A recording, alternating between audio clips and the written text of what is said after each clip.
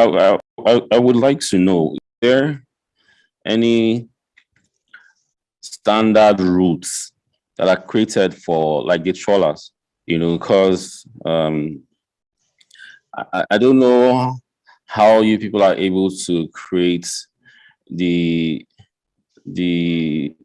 path where you can fish, or the area where you can fish, and where the trawlers can go and do their own fishing, because I think that is what is causing the bulk of this issue. Are there policies, are there regulations in this regard? If none, what are you people doing in terms of talking, like having this conversation or reporting to relevant authority to bring this issue to an end? Because we learned it has been on for a very long time. Yes, thank you. There are enactments that have been enacted. The law is thing, and they don't even allow us to go closer to the, immediately we try to go closer, they will just shoot at us. That is one thing, and we have been making complaints. We have been making announcements on several media in Bayelsa. Thank you very much, Mr. Manuel, so far for your question, and thank you, Terry, for your response as well. A question came in from an attendee, and Mr. Udezi Lambert is responding to that question already. So for other attendees, we can still take your questions quickly. Can go to the Q&A session and drop in your questions or your concerns, and let us follow through before we give the floor to another speaker. Caroline Agbake says, "Good morning, Mr. Tari. Is there an active association of local fishermen?" It seems that they are not following due process in reporting this matter. It is not enough to go to. We have officer in office in every state, and copy that letter to the director, the Bayelsa State Director of Fisheries. One that is done, it will reach the Honorable Minister of Agriculture and Development in Abuja. And I can assure you, once that is done, action will be taken. Get identities of those industrial fishers. They will be apprehended and sanctioned. We have been doing it in the federal government. Don't forget, I told you yesterday, I retired as assistant director in the Federal Department of Fisheries. So I know what the law says. So Mr. Tariq should follow due process in reporting the matter. No matter how much you write to the media, if that matter is not formally reported to the competent authority, which is the Federal Department of Fisheries, the situation will persist. So that's all I have to say here. Thank you. Thank you very much, Mr. Lambert. And I would like to read it out. I don't know, the person is an attendee, but he's saying, point of corrections, there is no iota of truth in all that Akasaman said. There is no fishing trawler that doesn't carry names and IMO numbers. Every fishing trawler operates under the rules of and regulations of the Federal Department of Fisheries in collaboration with the Nigerian Navy. That is true. That is true. Okay, so I think Mr. Tari would like to have an explanation on that as well. Okay, thank you. I want to say that this person that is saying that yes, I am not disputing the fact that trawlers do not have name, but there is a way they cleverly cover the name of the trawler. So if you do not go close to the trawler, as close as possible, you will not be able to see the name of the trawler. And that which they don't allow it. Immediately you go close, they will shoot you. Now, for you to say that that I am lying, if I'm lying, you come to Akasa now, and I will take you to the river. In fact, I was about to even go to river before because of this meeting. I couldn't. I suspended it. Tomorrow I'll be going. So if you say I'm lying, you can come to Akasa now, and I will take you to the river, and you will see for yourself. That is the truth. I'm not trying to like sweet mouth and maybe to try to like lie against anybody here. I've not done that, and I will not do it. The thing is that these trawlers, they are deliberately fishing close to the seashore, which Mr. Odenje Lambert has made it very clear that there is a limit to where these industrial trawlers are to be trawling. They are not supposed to be trawling close to the seashore. We know where they are supposed to be trawling. They are supposed to trawl deep in the sea, but they are not doing that. That is the truth, and I can't lie. So please, if you are doubting me, just come to Akasa now, and I will prove it to you. All right. Thank you very much, Tari. I am sure the emphasis is clear. To tell you the facts, when we were setting up this conference, trawlers were one of the Trawlers Association, were one of the groups who were trying so hard to bring to this conference to have their own side of the story, because during our needs analysis and through all our research, we were not able to get a clear interface with the trawler. So we cannot say much in this regard, but I'm glad the response we're getting is that the trawlers are actually watching and listening. If they were here, it would have been easier for us to have a clear-cut submission. So we're hoping by the second edition of this conference, the conversations will be had in clear terms.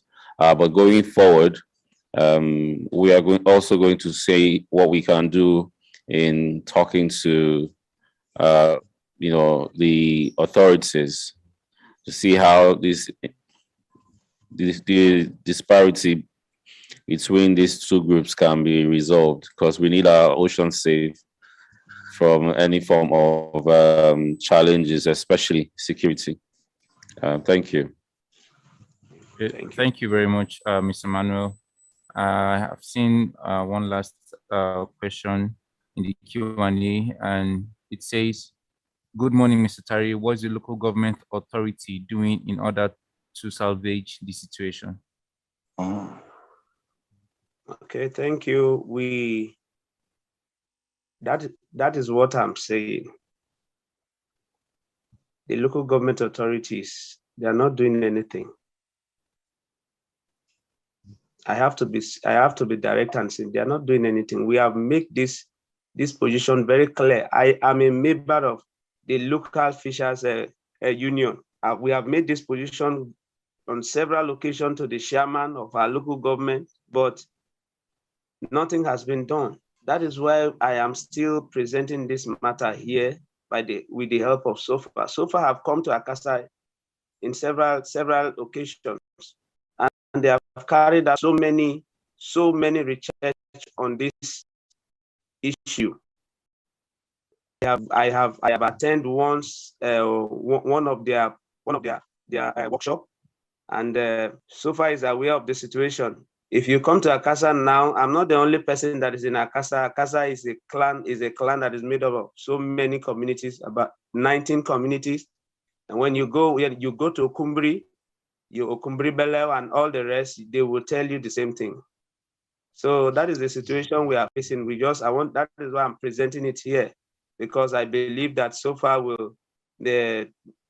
will make a good job by advocating to the appropriate authorities so that they can come to our aid, because these trawlers are really affecting us. They normally destroy our fishing gears, which is very bad. It's very bad. It's very frustrating many a times. So that is it. Okay, thank you very much, Mr. Tari. Please continue to be involved in the process of this discussion till the end of this conference today. And yes, I'll read one last comment in the chats, and it's from One Page Africa. He says, Tari, you guys should document this via a short video clip. It will help, as I have heard a lot about this challenge by the fishermen. So that's a recommendation from an attendee to Tari concerning the gear conflict involving artisanal fishers and fishing trawlers. So thank you very much, Mr. Tari, for that wonderful session. We are talking about goods gears, marine plastics, fisheries management, and trying to address issues affecting life below water. So we are going to be having a short video clip of our offshore recovery campaigns because we're talking about goods gear and dive regulations in Nigeria. So I would like all of us to pay attention to the video as it's being placed on our screens. Thank you.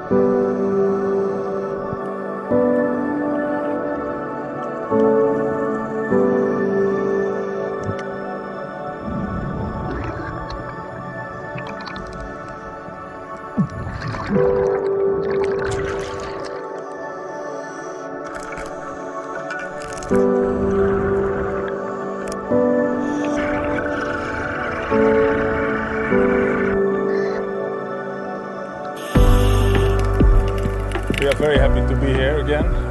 This is the second mission in Lipari, and it's already awesome. At this moment, we visited several reefs, and we removed quite some nets, which were spotted by local divers. And we are working more and more together now with local divers. We are trying to form a community here, and that when we leave, that they can continue with this work afterwards. And this is also the very first time that we work with the Coast Guard. They actually dived with us together this morning, and that was incredible. It's very good to see that the local authorities are involved in cleanups of the sea.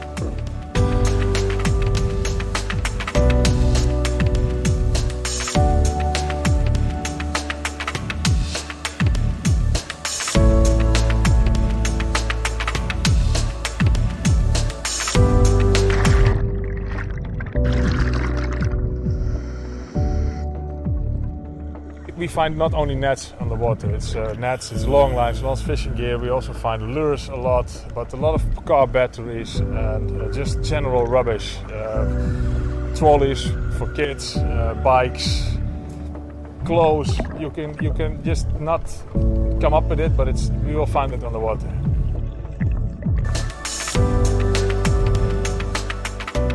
L'Aeolian Island Preservation Fund ha coinvolto LTCs qui alle Isole Eolie. Loro si occupano di recuperare le reti disperse in mare, le reti fantasma un po' in tutto il mondo.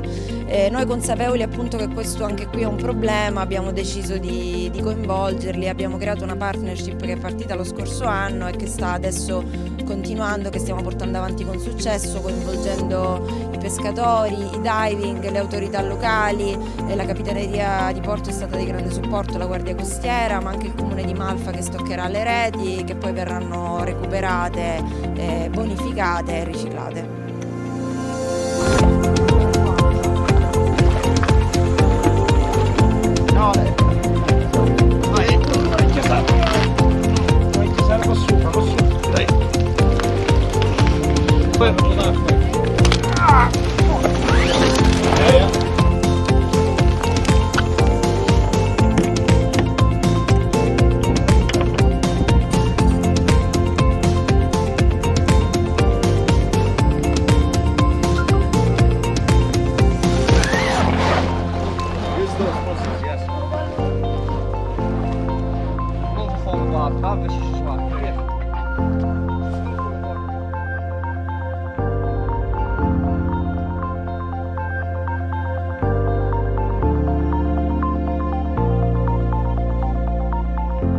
Join our journey from waste to where.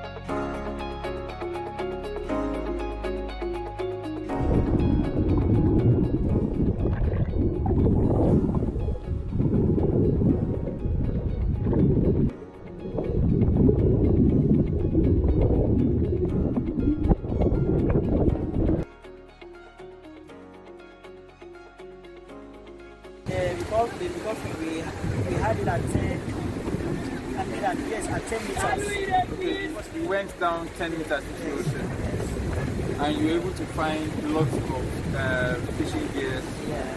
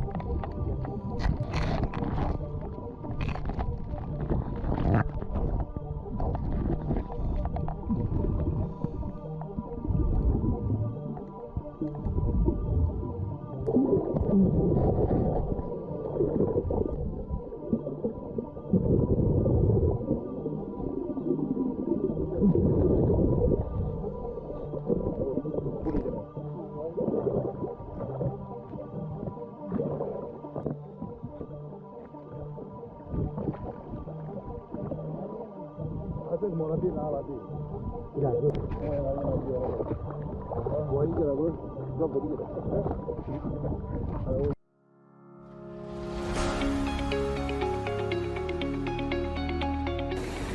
than what I can see inside the boat. Others are there, so for the current, because of the current, we don't recover some, and then others, but this is the one we'll be able to recover today.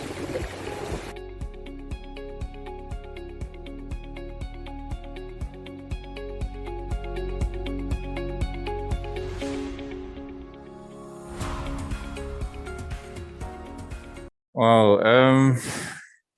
I'm sure you all saw the videos and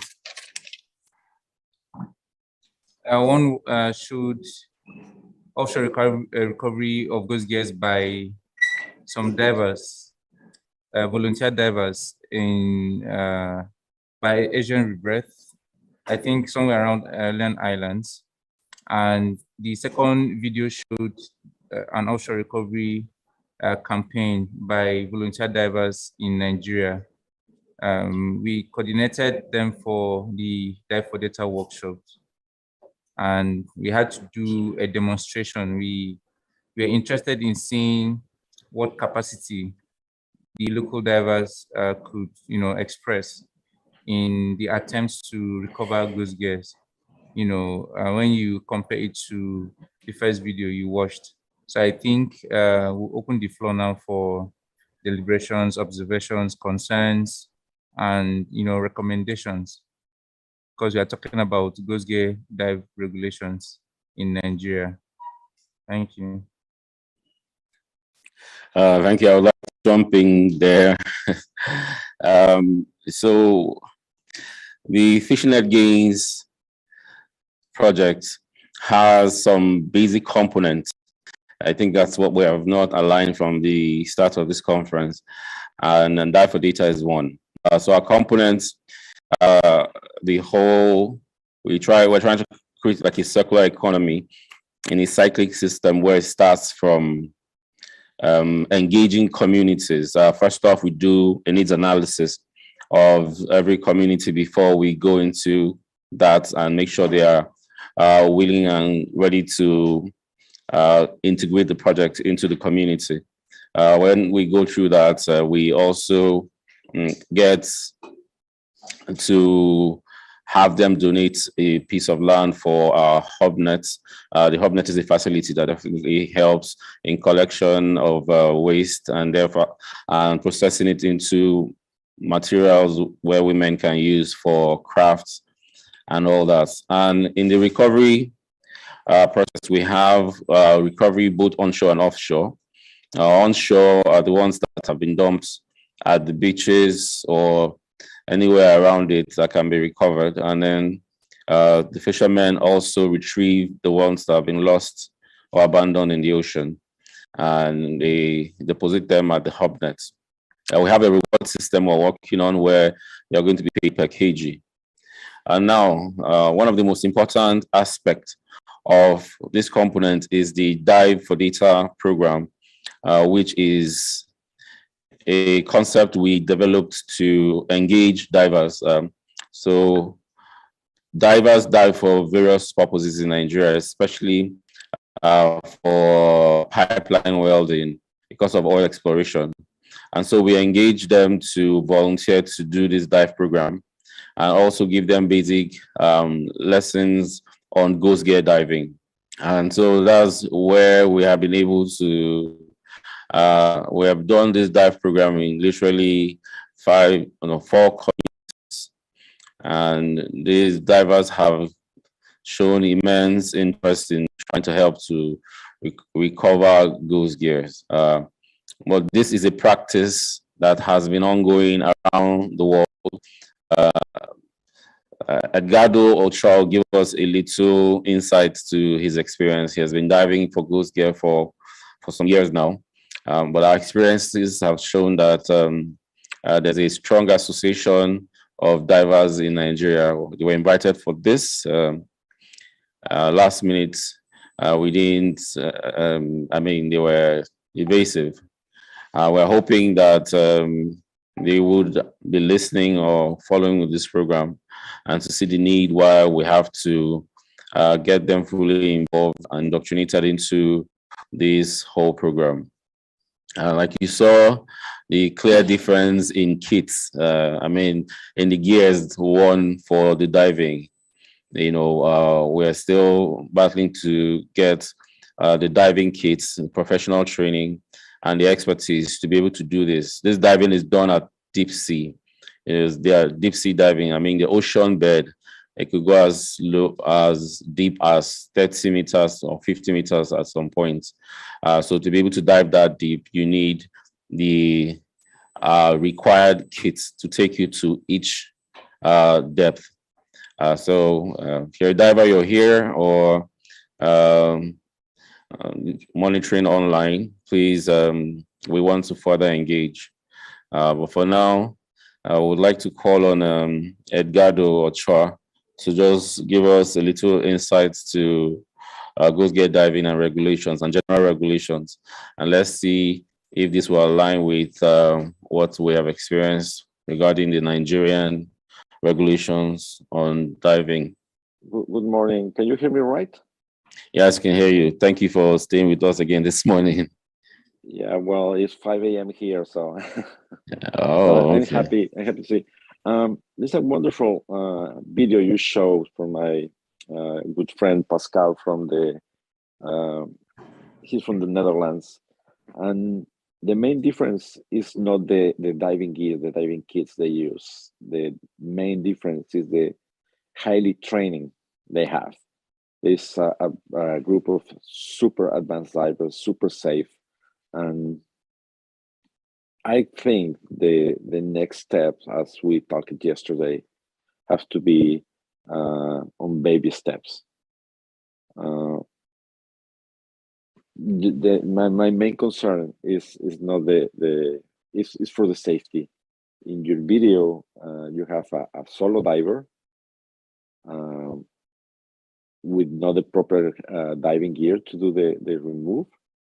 Even the use of the knife is not right, because we have a special technique for that. So yesterday we also talked about the diving regulations. As far as I know, the regulations for commercial diving are still in place in Nigeria. However, the plan is to use not only professional divers, but also volunteer divers. For volunteer divers, we need to complete a totally different set of skills and a standard for them in order to don't cross that line and be a professional divers. This is the way to use volunteers. Once again, my main concern, and where I can offer you some support and help in the near future, is to improve the safety with training. So, you know, my offer is there. We just need to find a way to funding this way to provide you with better gear and the proper training. But this is a good effort. We can start in the next few days to establish a diving safety protocol. At least your volunteers have something, a baseline to start with, and just find a way to provide you with good training. I would love to support and help your efforts. Thank you, Edgardo. A couple of us here have been trying to become divers. Joshua has just hung around the shores, hoping that, you know, just by associating with divers, he will become one. And I think I have won the kits, and it wasn't deception. We just needed people to understand I wasn't a random person that was picked or a random video. That's why I did a photo shoot of being dressed as a diver, but I'm not one, because I know how the intricacies involved in getting to become a diver.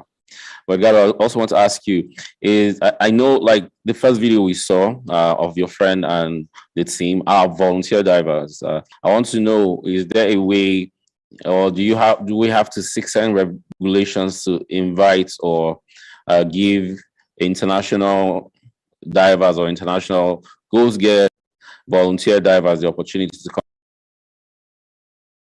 Because we are very concerned with keeping the seas clean, and every anybody into program, because I know that would have added to the tonnage that we have been able to recover since we started our FNG project.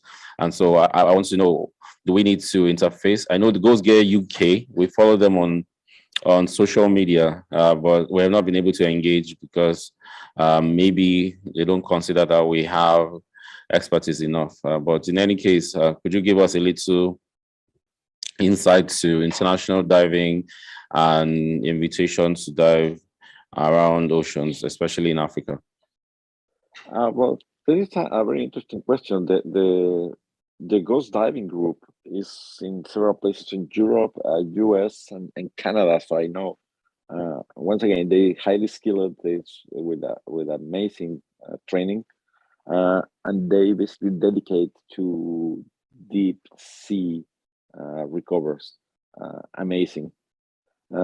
However, I think this is a professional group. I think the idea is to bring volunteers to work in limited conditions.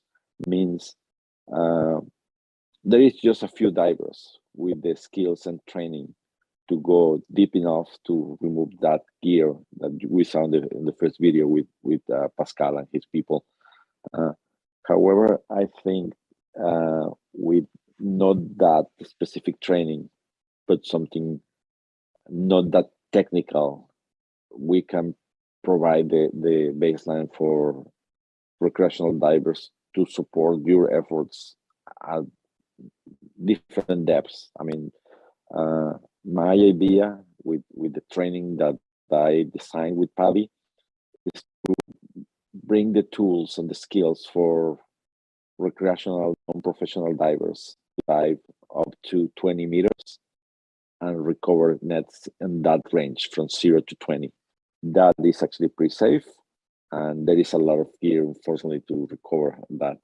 So we can start pitching these groups to see how to organize an expedition to Nigeria, but also start looking for the ways to train local divers in Nigeria, so we can cover that.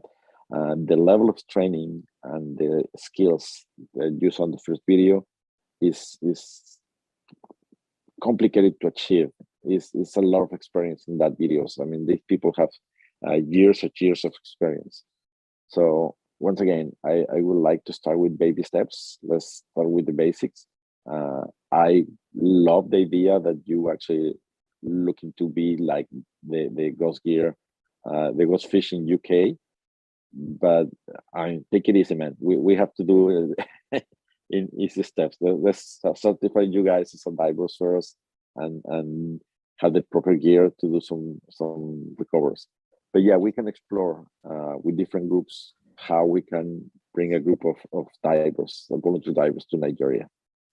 Let's talk about this in the next few days. Yes, I think all I hear is baby steps. But we try to tell our divers here locally, they think they have taken all their baby steps already, and are willing to move as professionals. But you did offer us an opportunity to develop a program, a dive program together. We're hoping we can continue in that conversation and see. We have started trying to contact the authorities that are going to be responsible for this, and see if this can further be developed, and get us to involve our local divers, as well as open up our borders for international exhibitions. Thank you. And I once again, I can help you. We can start this conversation in the next couple of days. So to have at least a dive safety protocol, so something that even your non-experienced diver or your very experienced divers can follow, just to be in the safe side. The safety has to be paramount on all this process. All right, thank you so much. I'll pass to Joshua, and so continue with the program. Thank you for your immense contribution, Edgardo. Always on hand to bail us out. Thank you. Thank you, Mr. Manuel. Thank you, Mr. Edgardo Chua. I think this diving initiative is is something that is highly welcome in Nigeria. And I heard the executive AD saying that talking about land acquisition to do some of these things. But I want to suggest that SOFA can approach the Federal Ministry of Agriculture to assess one of the fish landing sites, because we have 2,655 fish landing sites in Nigeria, like in Akwa Ibom State where you are. You can see whether you can have access to one, use it, and have a center where you can train divers from different parts of the country, so that will give you, make the team more organized, more structured. So to do that, I say, rather than going to acquire private land, and this is a non-governmental something that is doing something that's non-profit, and is very, very useful to our marine environment. I think government, the federal government in particular, the federal government can assist you in having access to one of these fish landing sites, where you can, practicalize what you say. So have it to make it open for anybody who want to come and train as a diver. If your international partners are coming to, you have a center where people can come and learn diving. Young people, there are so many of them. Because if you remember what the data set is doing, why they have been winning the swimming competition at the Olympic, in some of these games, because they have organized system of training young people in diving, in swimming. Also, the same thing is happening in Bayelsa State. I'm aware for one retired naval officer, Pobeni, is training young people on swimming. So if you have a center, say in Akwa Ibom State where you are based, where you can now train people in an organized manner, I think it will impact on your work better. Thank you. Thank you very much. Thank you for your submission. But I would like to clear up the land I was talking about is the community land that we use for establishing our hubnets. The hubnet is the facility that collects the waste nets, whether it is retrieved from diving or fishermen at sea or those on shore. Yeah, so it is not for the dive, really. So the divers, when they go, they come back, they recover any nets, they bring it to the hubnet. And yes, and again, we are in contact with the Ministry of Agriculture.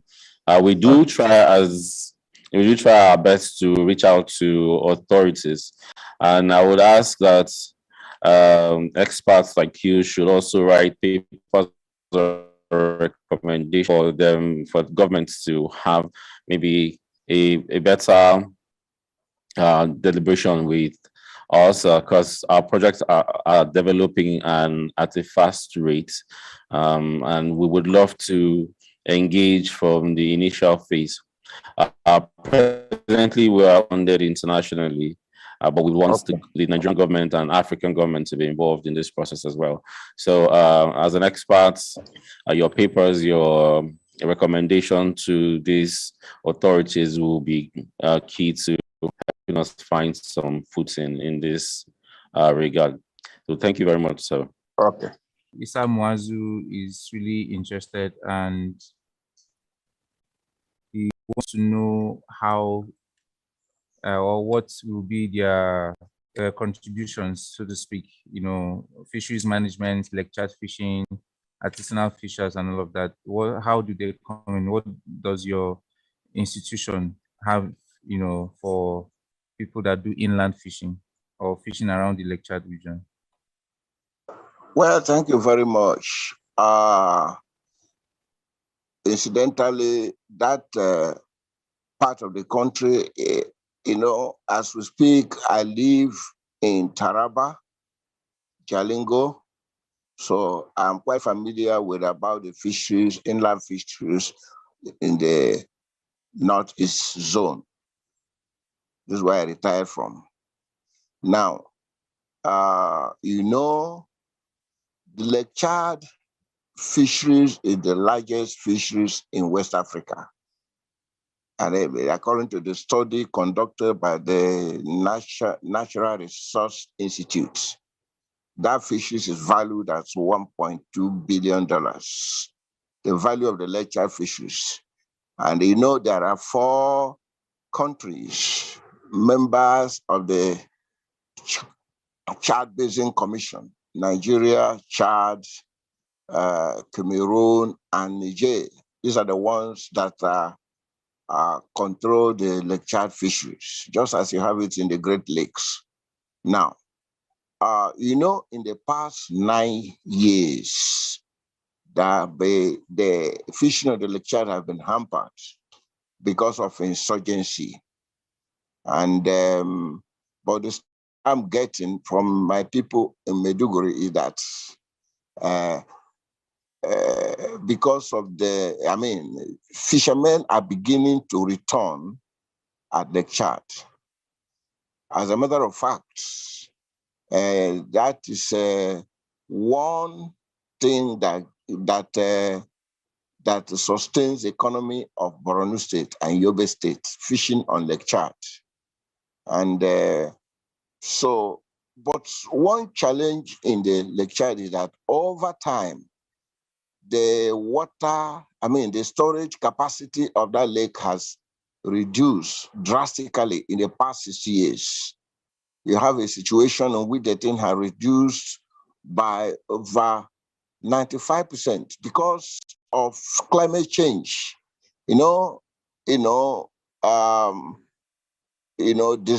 and desertification, siltation, and all that led to the reduction in the water storage carrying capacity of that lake.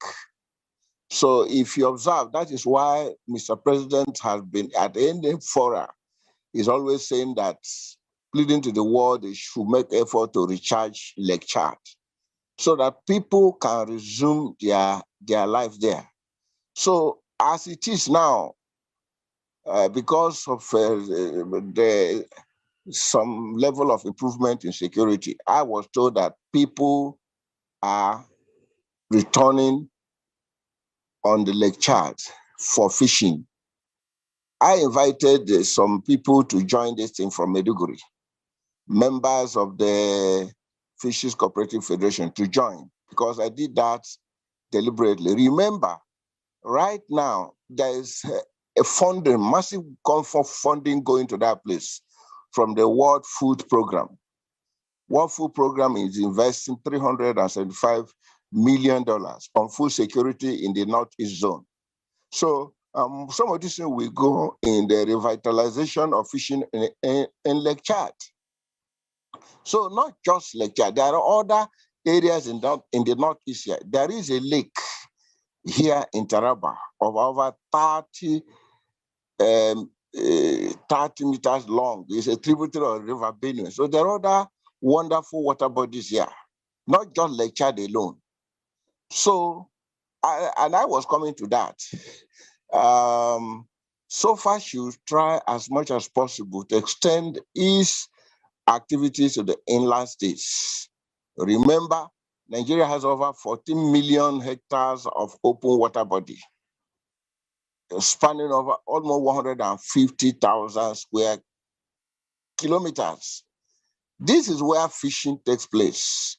This is what sustains millions of artisanal fishers in the inland states. Most of them are in the northern parts of this country. So, Lake Chad is recovering. and people, I was told, are returning to that place.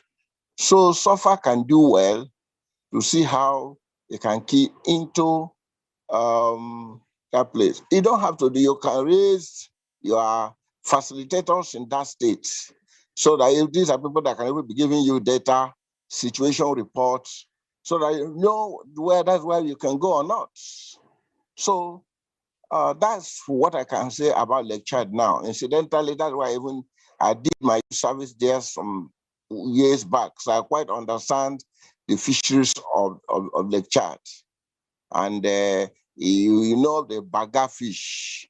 And right now, the state government have built a massive fish market for fish farmers in Maiduguri. So it is a place you can go and make some impact. So that's what I have to say for now. Thank you, Mr. Lambert. I hope the attendee who raised that question was listening in, but I must say I've also learned a lot. I've gotten new information concerning that area of Borno State and how important fisheries is. The organization that is responsible for putting this whole thing is called Stand Out for Environment Restoration Initiative. That's who we are. And SOFER Initiative is our acronym. That's our logo. And SOFER Initiative as an organization started since 2010. We're going to be having a brief conversation. We'll talk about some of our challenges, how you can get access to the organization, our collaborations and partnerships. We're going to also give an opportunity for a volunteer to talk about their experience. And generally, we know this is not part of the agenda, but we have to switch this on so that we give everybody the opportunity to find an entry or find some level of collaboration, either through us or through this conference. So it's important that we make you understand that first off, we were set up just to educate, advocate, and help generally advance attitudinal change positively towards the environment. And this organization has done this with various activities. We started with fun activities with young people, where we have done things like basketball competition, like called Slam Donkey Trash. We have environment. We used to do a lot of cleanup exercises. We go to different streets, started in Port Harcourt, and then Kwaibom. The beach cleanup is what brought us to the Fishing Net Gains project. And so the Fishing Net Gains project started with the Fishing Net Gains Nigeria and then Fishing Net Gains West Africa. We see in the acronym is the gains we get from waste nets. So when we started, it was the Fishing Net Gains Nigeria. So it was NGN, which is Nigerian Naira. So we're trying to talk to communities to see the Naira value in the waste nets. And this is Holly discussing the abandoned lots and otherwise discarded fishing gears. And our project focuses on coastal communities and what we are doing. Like I said before, the Sustainable Development Goal 14, which is life underwater, we are concerned about, first off, SDG 1, which is poverty, and 2, end to hunger. We are partners with the GGGI, and they have a lot of members from Europe, America, Canada, and the likes of very advanced countries. But we differ in a lot because we channel all our projects basically to resolve the issues that are plaguing our coastal communities, and hunger and poverty is prevalent. So that's why our project is designed to cater for these ideas. We're spread all across the southern Nigeria. We're trying to expand through the 8 states that are bordered by the Atlantic. And right now we have just 5 locations in Nigeria, 1 in Badagry, 1 in Escravos in Warri, 1 in Akasa, 1 in Utawa, and Ibuno. We just extended with the expansion project of the fishing net against West Africa to Limbe Down Beach in Cameroon.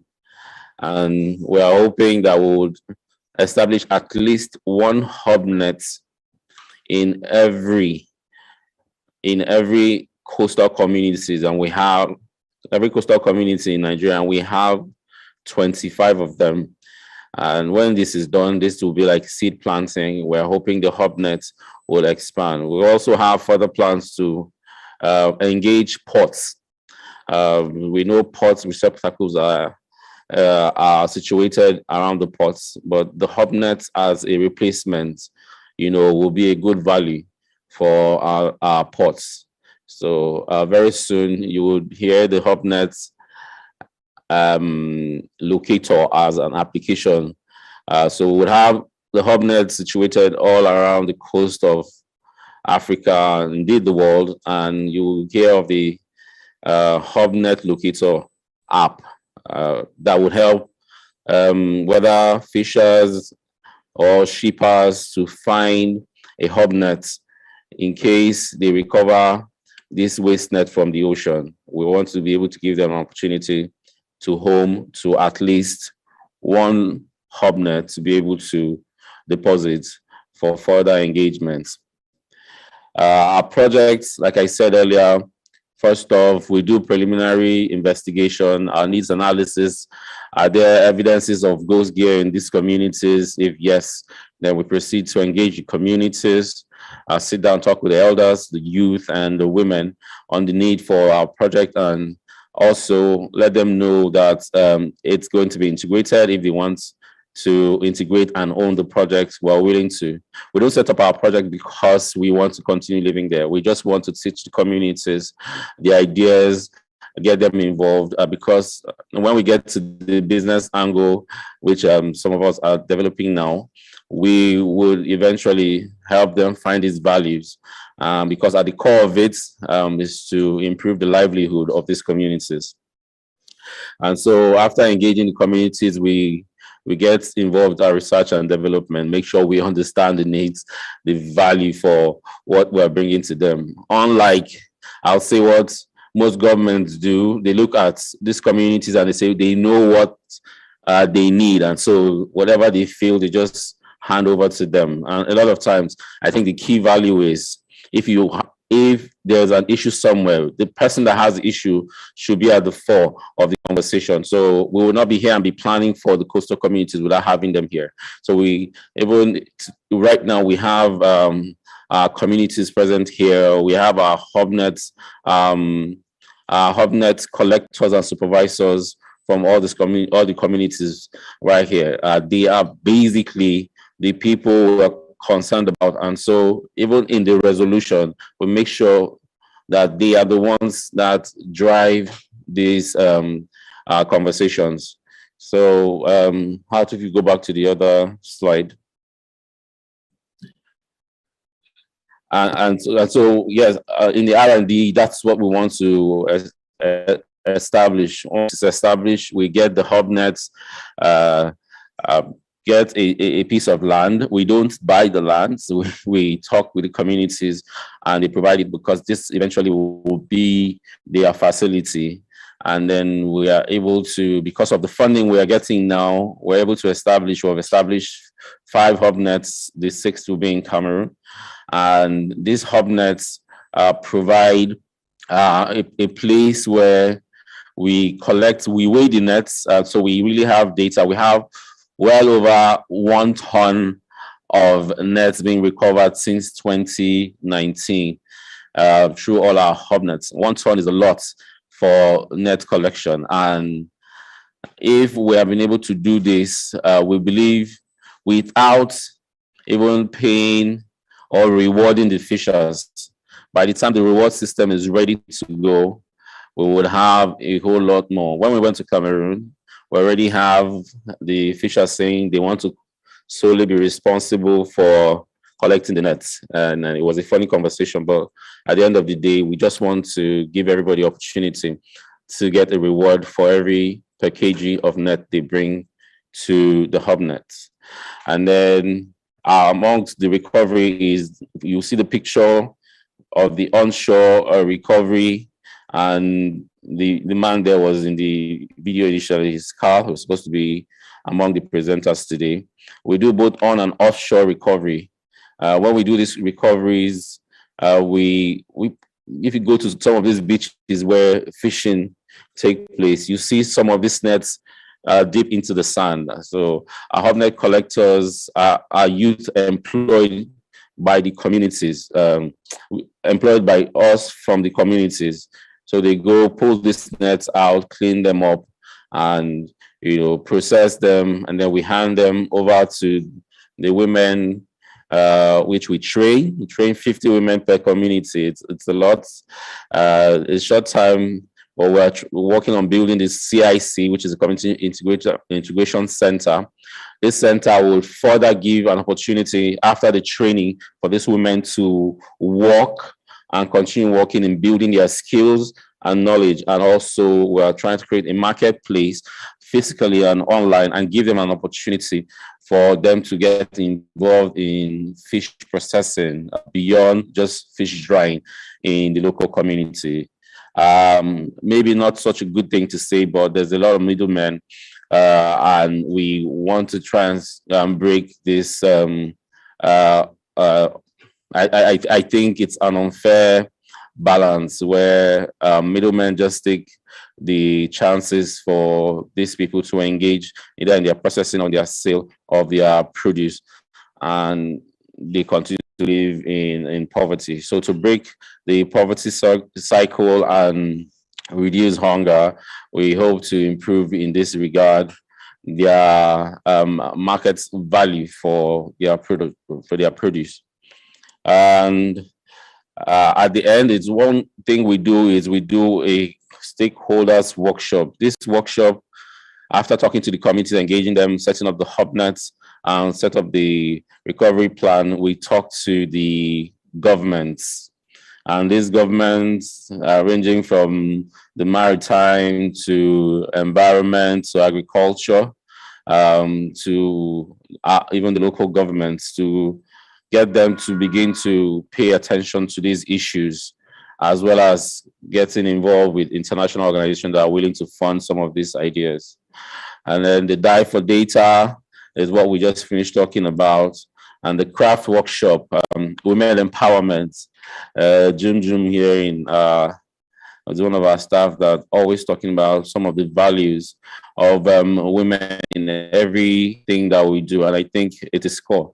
Our organization practice that equality, but we have even more women than men here, because we realize the value that women bring to everything that is important to humanity. And so even in these communities, we make sure that we empower the women through our training program, and also give them an opportunity to establish themselves at the CIC, as a community integration center. And so I will just rush to one picture, which is our product, the product that we have been able to reach and establish. And let's also understand that there's a back-end reward system. Our business development plan right now is to make sure that through this value system, we're able to provide shoes at least to community children. And these children, we would seek donation online. We're using this net. We're developing a fabric from a machine called the loom. So that is our creation. The fabric used for this shoemaking is actually a combination of waste nets and wool. And you will begin to see something like this very soon around you. We would urge you patronize or support the concept, support the product, because if you check through the value system, it will reward the fishermen that are recovering this net from the ocean, thereby cleaning our oceans. So empower the women, educate them, train them, give them opportunity to develop their business ideas, and also improve in their support to their fishermen husband when they go at sea. It will also empower the youth.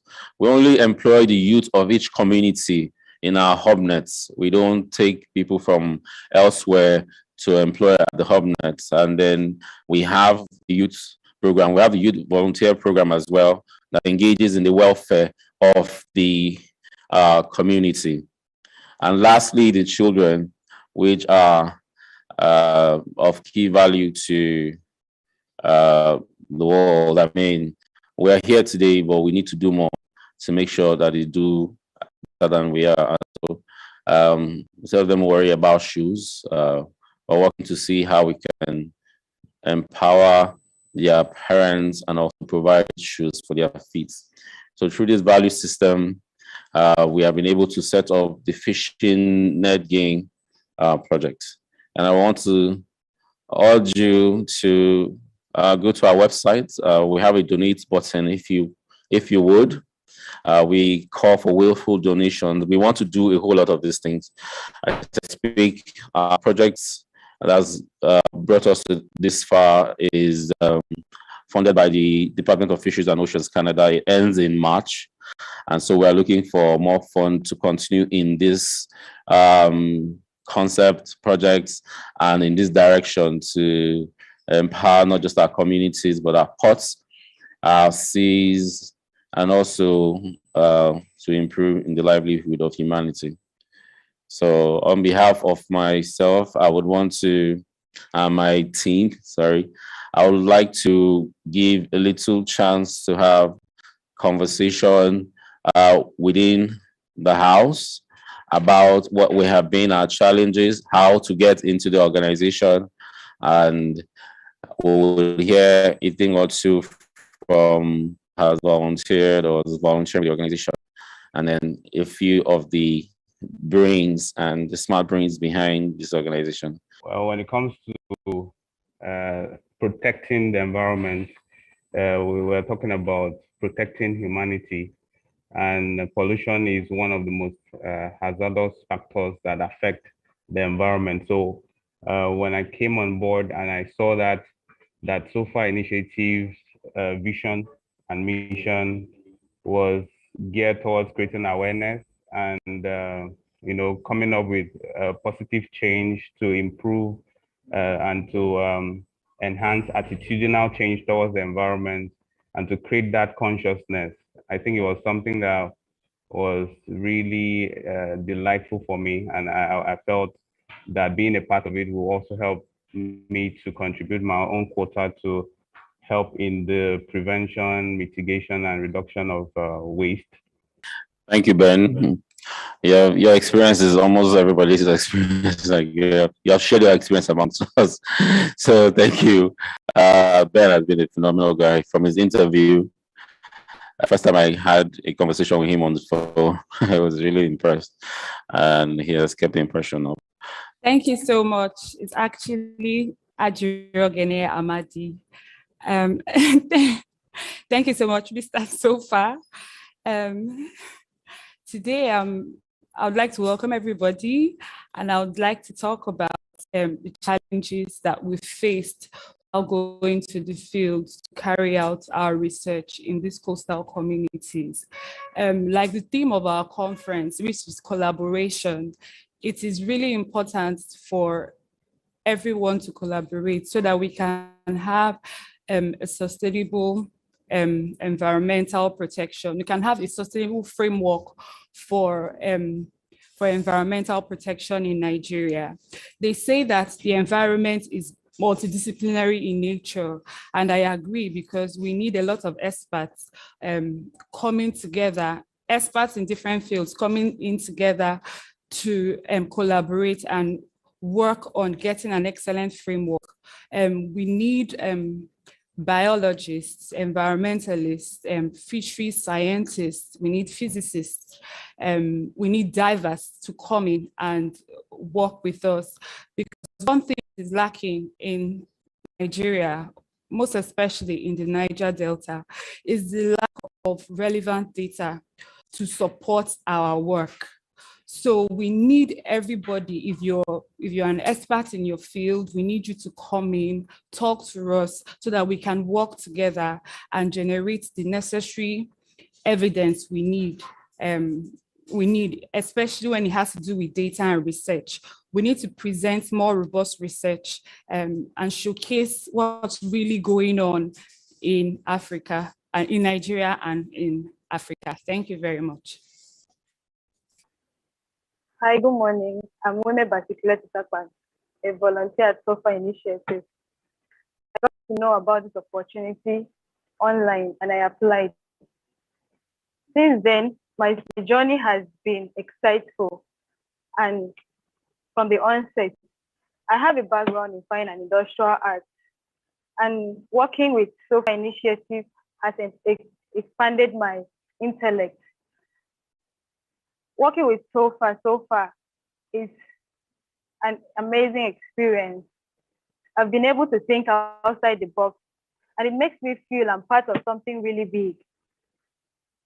In SOFER Initiative, I've learned how to keep the environment clean. It has affected my conversation and the way I think, and it has helped me become a better person. I've learned about preserving the environment, and it has also helped me in my conversation. Anybody I talk to nowadays, I'm able to talk about SOFER and tell them about it. I'm looking forward to contributing more to SOFER Initiative through my time and energy. Thank you. Hello, everyone, and welcome once again to the conference. My name is Bitamno, which is short for Tammy. I am the Human Resource as well as Administrative Manager in SOFER Initiative.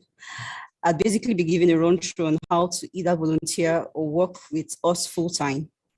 Well, before I proceed, I would like to state that this conference, we've had over 27 volunteers register via our website.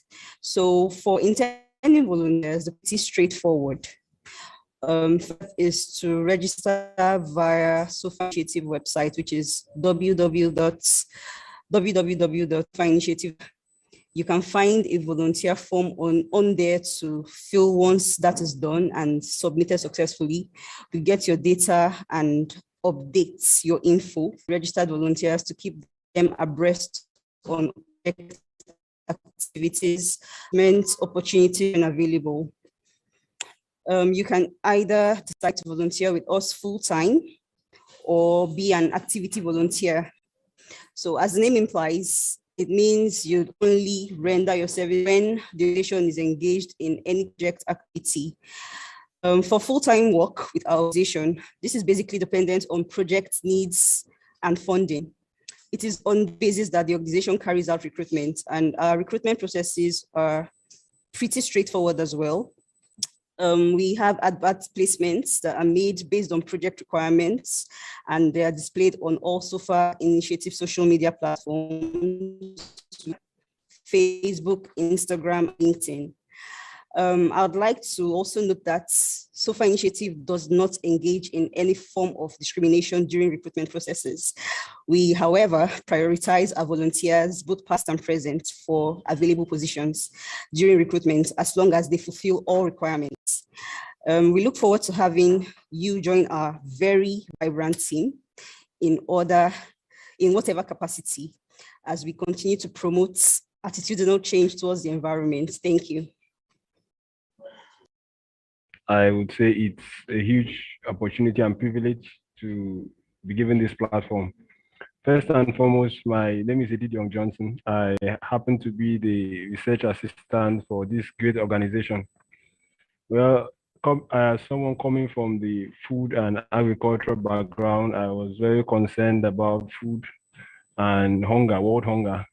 And so I was always intending to be in an association that is making impact in this regard. So when I got the opportunity to be at SOFA, when I got the invite to come to SOFA and render my services, I thought of it, how do I link what SOFA is doing, and how it affects hunger? And I realized that SOFA is doing amazing work, and it's really amazing that it's recognized internationally, but it seems nationally it's not too, we are not the activities of the organizations are not so pronounced. So this is an important platform that Nigerians all over the country, in the South, the East, and the West, should understand what we are doing and how it affects all the facets of our existence as human beings. So I was talking about agriculture. I found out that the environment is extremely important if food is to be made a priority. We can't have an environment that is loose, that is degrading, and have sufficient food. And so that link pushed me to be at SOFA. And I can say that it's been an amazing, wonderful experience so far. The specific incidents I would like to quote or to tell is an incident that happened when we went to a coastal community in the southern Nigeria, in Delta State to be precise, a community called Costain. And during the questionnaire administration process, where we asked the fishers some certain questions, we asked the particular fisher if there was any level of reduction in his catch for fish, and his response was amazing. He said that there has been tremendous, and I want to emphasize the word tremendous, there has been tremendous reduction in the quantity of catch they have. In his words, he said that the catch was usually close to the shore in previous years, but in recent time, they had to go deep down into the sea for their catch. That shows that if we don't take care of our environment, there's going to be a time where there will be little or no food. In one of the sessions that we had yesterday, someone made a quote that if we don't take care of our oceans, very soon we'll have to be eating plastics. Yes, and that is very true.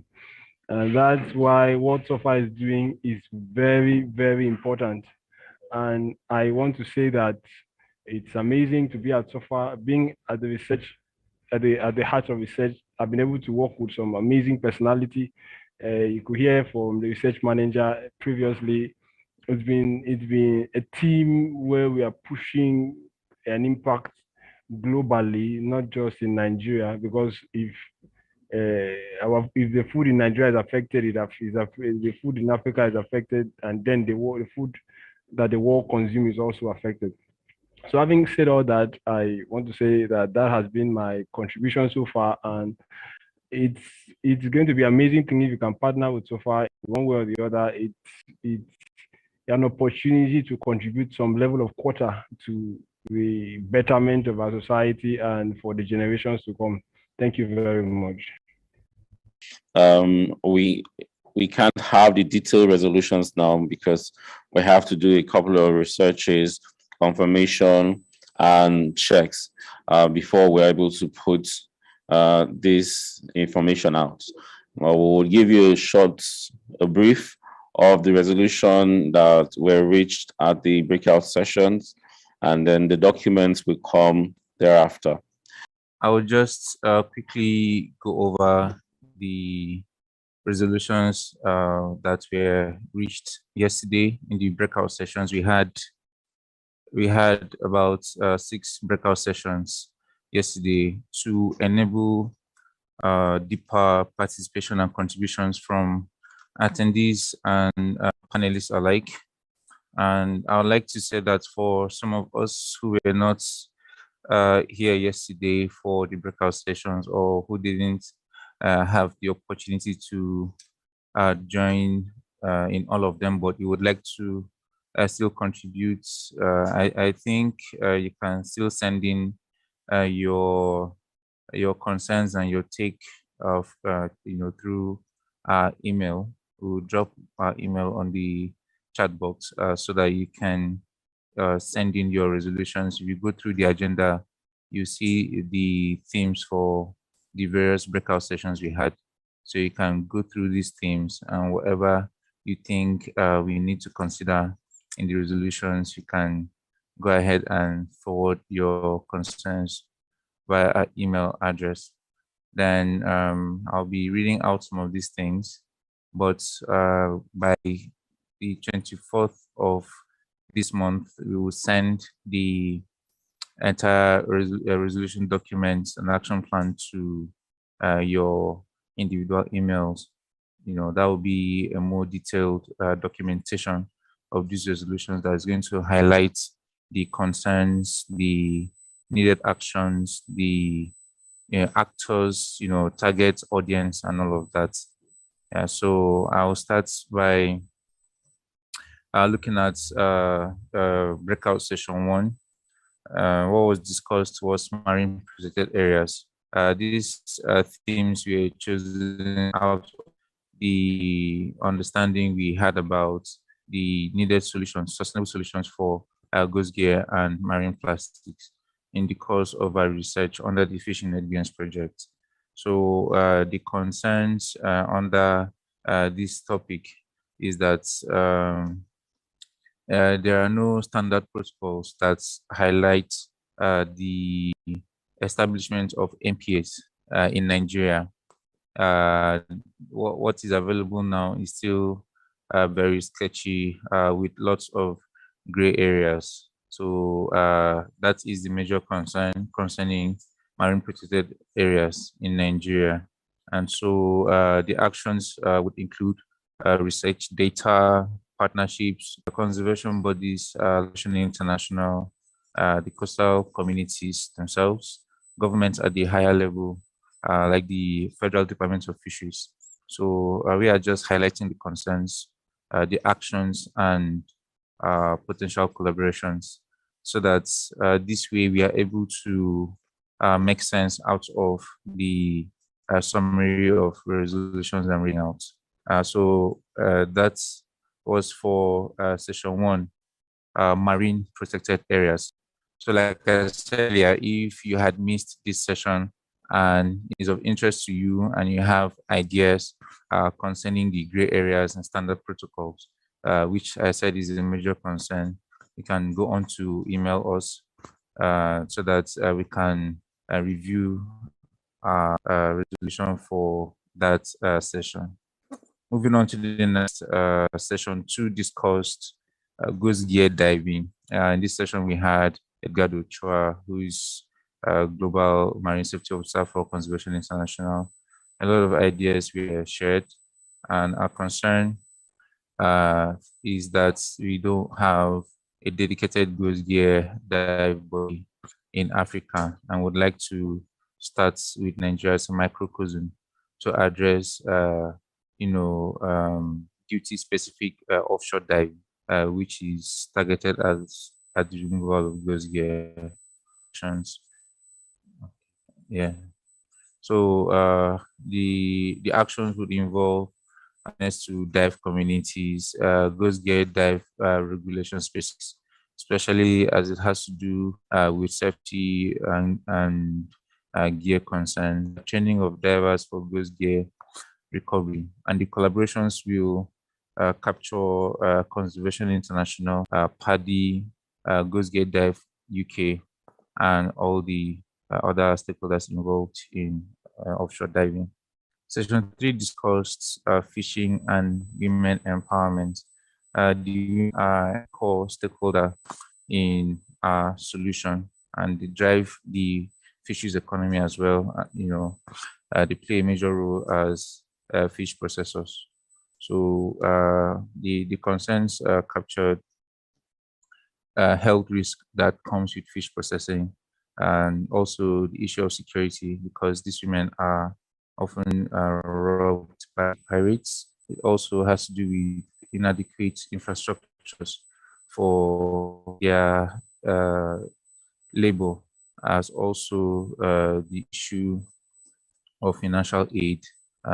So yeah, these are major concerns for the women, and there will be awareness creation. There will be provision of pro-health processing systems, and the collaboration would cover financial institutions and the Ministry of Women Affairs, because this is a ministry dedicated to looking into the welfare of women, and also the coastal communities as well, because the whole idea of culture and social status, they are highly interrelated. So these coastal communities will have to look at things in a perception that will help to, narrow the gap between men and women when it comes to gender equality in terms of economic standards. Section 4 discussed sustainable fishing gears and techniques, and the major concern is overfishing. So we are trying to address ecosystem fishing and the use of wrong fishing gears, which of course destroys the marine environment. Then actions would involve training officials on the use of sustainable fishing gears, as also creating awareness on the impact of this overfishing. Yes, also involve enforcement of closed and open fishing seasons. Collaborations would include the Federal Department of Fisheries, local communities, etc. Section 5, captured goods gear and plastic waste management. This is a concern looking at plastic waste pollution due to management gaps, and also plastic waste from land-based sources. So this session involved NIWA and NIMASA as well.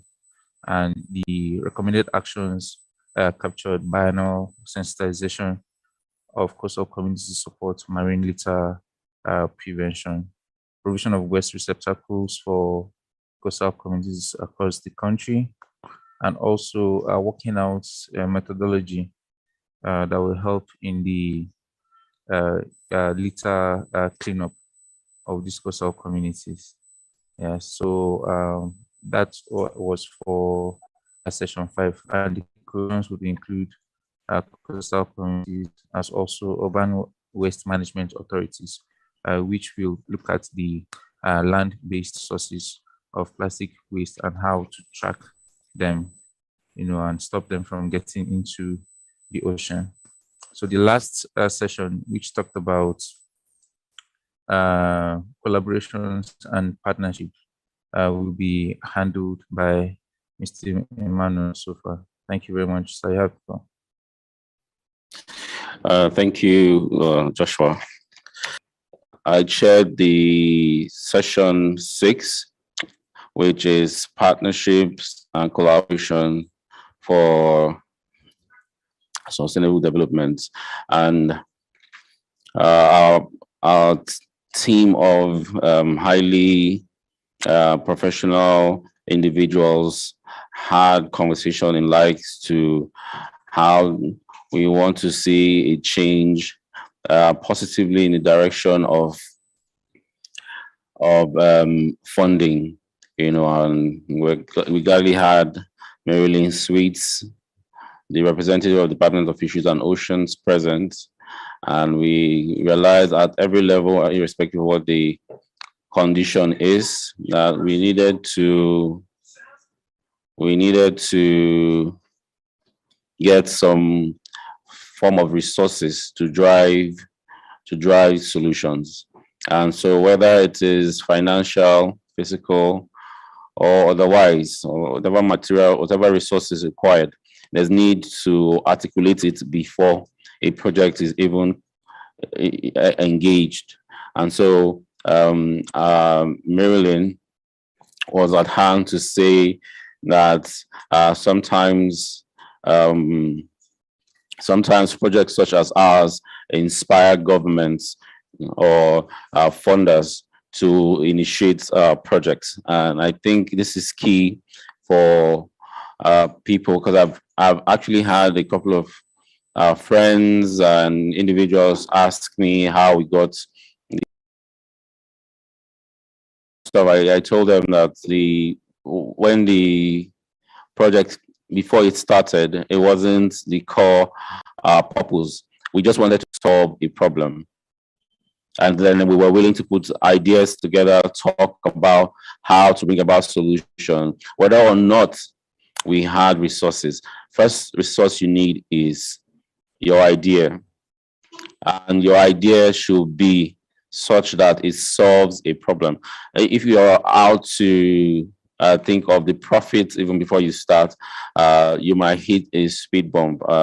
Make sure the motive for what you're seeking funds for is genuinely to resolve a problem. And so we also talked about how we can foster and drive policies generation and implementation. I think Zainab joined us in the group from Abuja and pushed for what she has observed regarding policies, especially in Nigeria.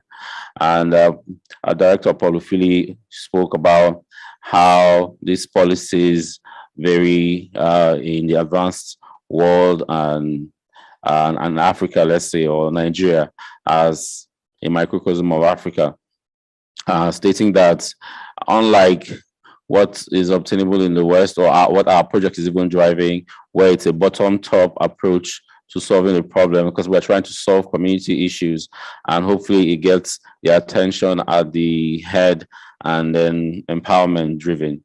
Director Philly feels that we should engage from the top as well, and has suggested to Marilyn, I think there's a way the Department of Fisheries and Oceans Canada can drive a recommendation from the Canadian government to empower organizations like ours so that our big wigs can see it over here and see the value of what we're doing and engage. And the need for education, was also addressed. How do we educate people? How do we create this awareness? How do we get people to help drive the conversation without necessarily being at the fore of it? How do you get people excited? And so the different types of programs that you develop will also determine the kind of attention you get and will determine the kind of funding you get.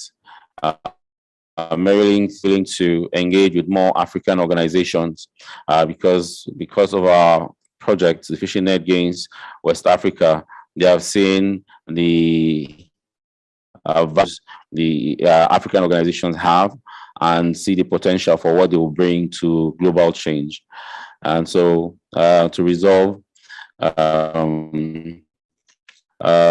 creating direct opportunities for collaboration through individual, organizational, intergovernmental partnerships, and also, sharing when it comes to partnership and collaboration isn't just about what can be made. It is what can be, imbibed, what the other person gets as a value for interacting with you, for collaborating with you. So let's look and think of what we can give more than what we can get. And I think if we continue to drive our programs and projects in this direction, there's just so much that will come our way. And this will foster a higher level of collaboration and partnership. Now we have exhibitions. So we'll be showing you some of our work, some of the things that we've been able to do with the fishing nets, the nets that we've been able to recover. And most of these nets have been converted to useful craft. So you'll see what we've been able to come up with from when we started to our present collection of craft items. So happy viewing.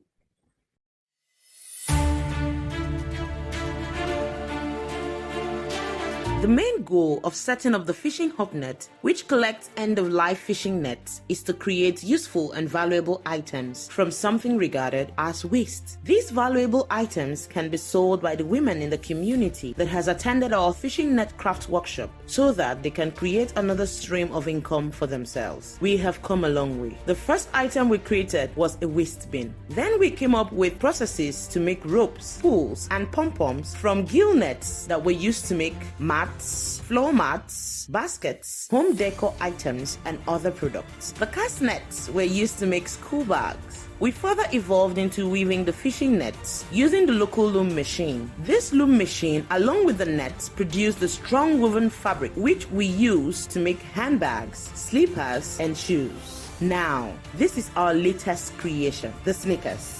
We have produced the low end, medium end, and high end of these products to serve everyone from all walks of life. We intend to sell the shoes as we are developing a business model canvas for sales and distribution of products. Happy viewing.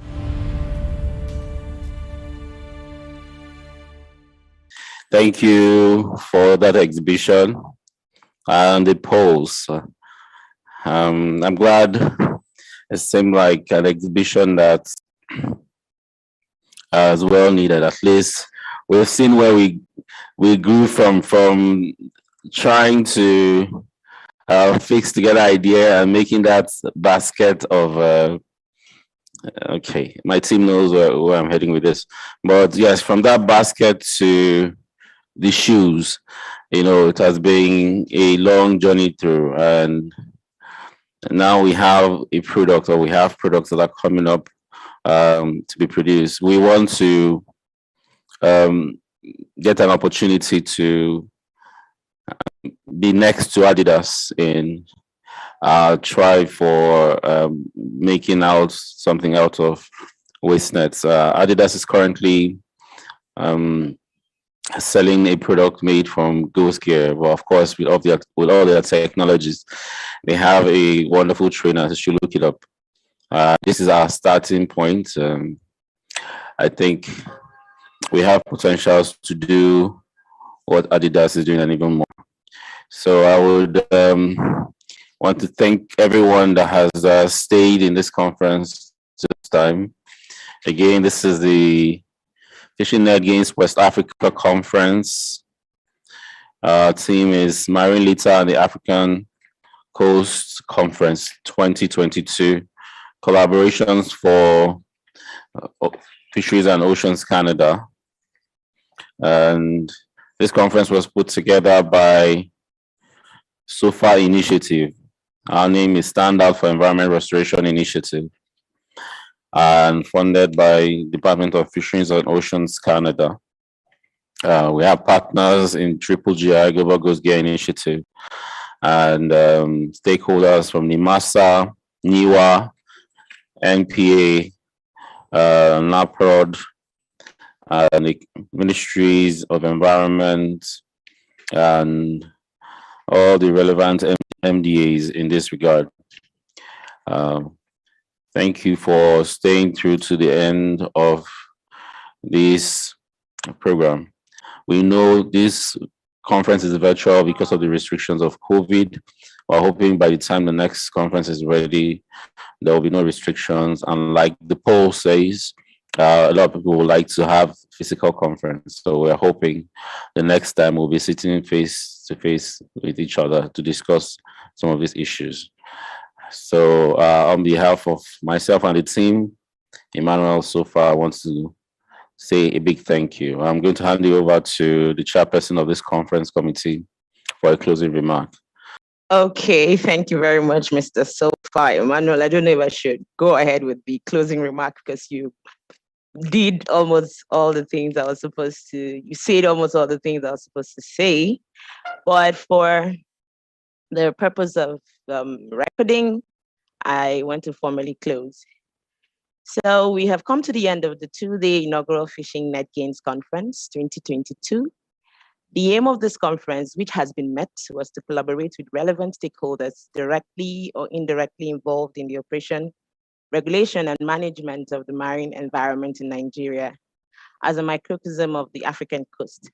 The essence is actually to bring about necessary reforms or actions needed to address ghost fishing, which we did, ghost gears in particular, and marine litter in general.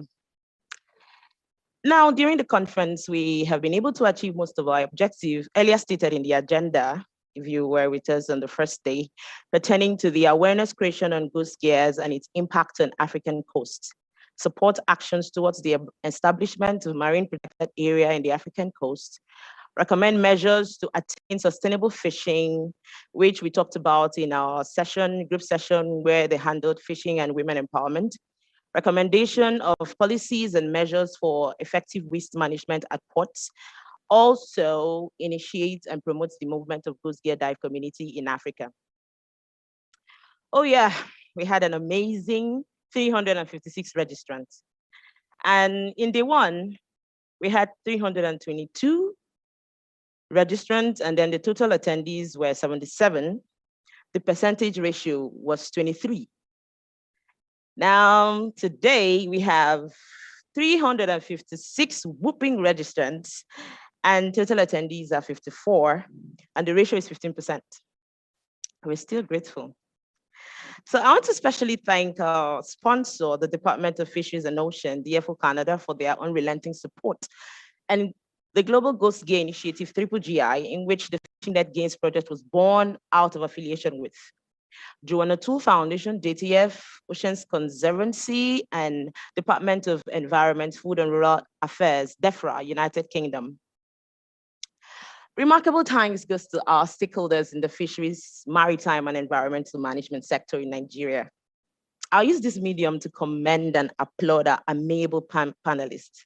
Ingrid Giskis of the GGGI, Marilyn Sweets of the Department of Fisheries and Oceans Canada, Rich Lincoln of Oceans Outcomes, Edgar Uchwa of Conservation International and PADI, Yusuf Zainab of the Federal Ministry of Environment, Hafsat Abdullahi of Federal Ministry of Agriculture and Rural Development, Dr. Lambert Ibe, yes, of Fisheries Cooperative Federation of Nigeria, Mark Dennis Igbo of the Nigerian Maritime Administration and Safety Agency, NIMASA, Mojisola Oyeronke and Mr. Ben Ebonwu of Nigerian Institute of Oceanography and Marine Research, NIOMA, Engineer Daniel Ogbe of National Inland Waterways Authority, NIWA, Paul Lopuama of Department of Fisheries, Federal Ministry of Agriculture, Tari Ilegjikumo, I've noticed you're still on and you've been on. Thank you so much. He's an artisanal fisherman from Bekekiri in Akasa, Brass Local Government of Bayelsa State. Thank you so much. Carl Eyin of the National Association of Professional Divers that kind of evaded us. It's from NAPRA.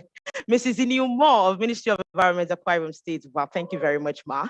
The breakout session facilitators, you guys, I love you guys. All the community where our fishing hub nets are located, thank you, I see you. And most importantly, the participants from all over the globe. Without whom this conference would not have been possible. We made this our conference. Thank you. Wow. Our moderators and anchor, Mr. Joshua Nathaniel and Mr. Benjamin. Gracias. I would also like to thank everyone who has in one way or the other contributed to the success of this event directly or indirectly.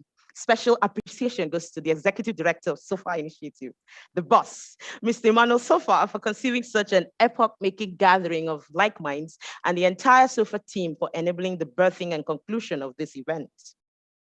Thank you for all your efforts and commitments, because it has helped globally to commune in the confluence of ideas that will enable a collaboration for sustainable fisheries and oceans in Africa.